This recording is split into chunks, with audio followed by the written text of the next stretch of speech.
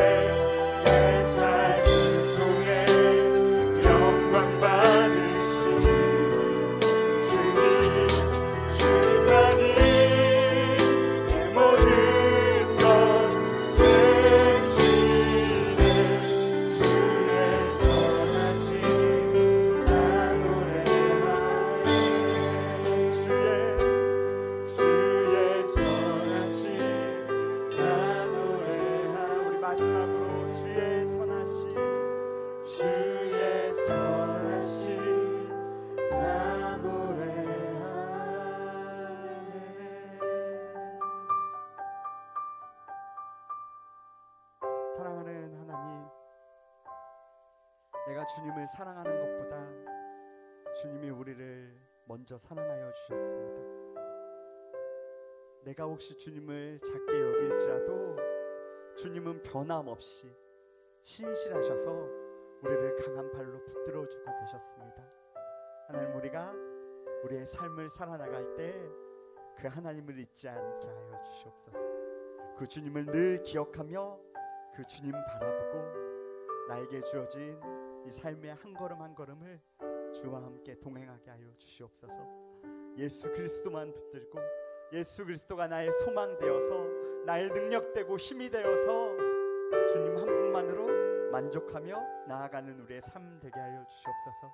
그렇게 우리 한 주간도 이끌어 주시고 인도하여 주실 우리와 함께 하실 주님을 기대하며 감사드리며 사랑하는 예수 그리스도의 이름으로 기도드립니다. 아멘.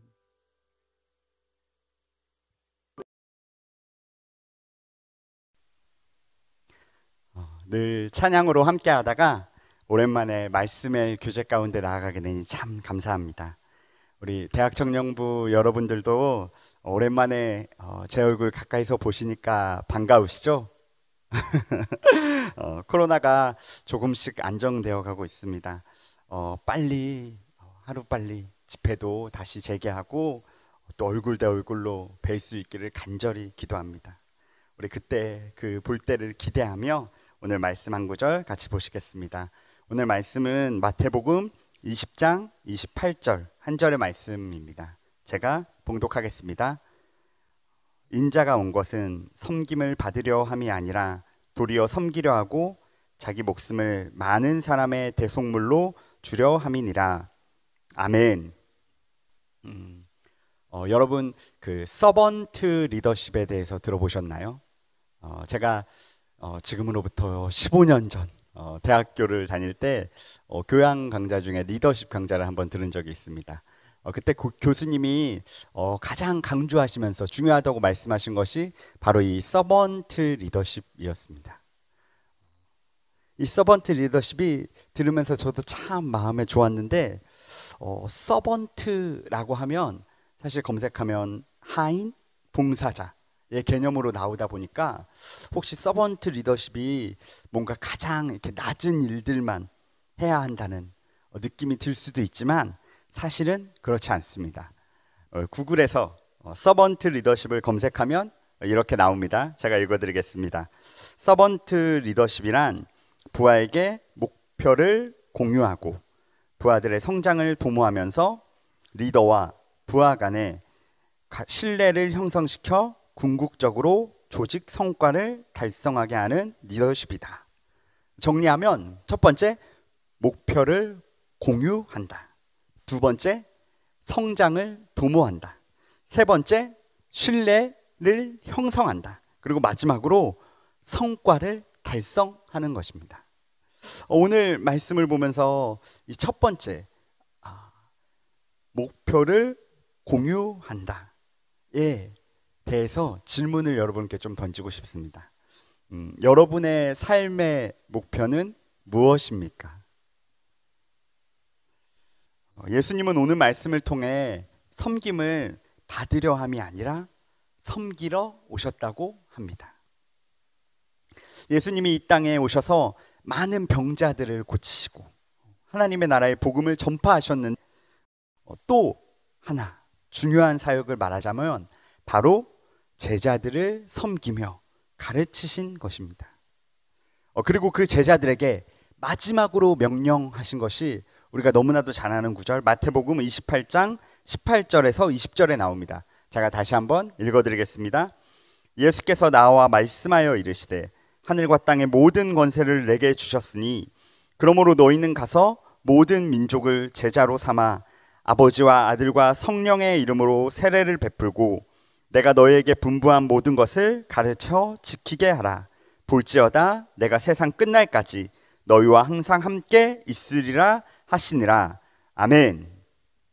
예수님은 내가 너희를 제자 삼아 섬기고 가르쳤던 것처럼 너희들도 누군가를 섬기고 가르쳐서 제자 삼으라는 것입니다.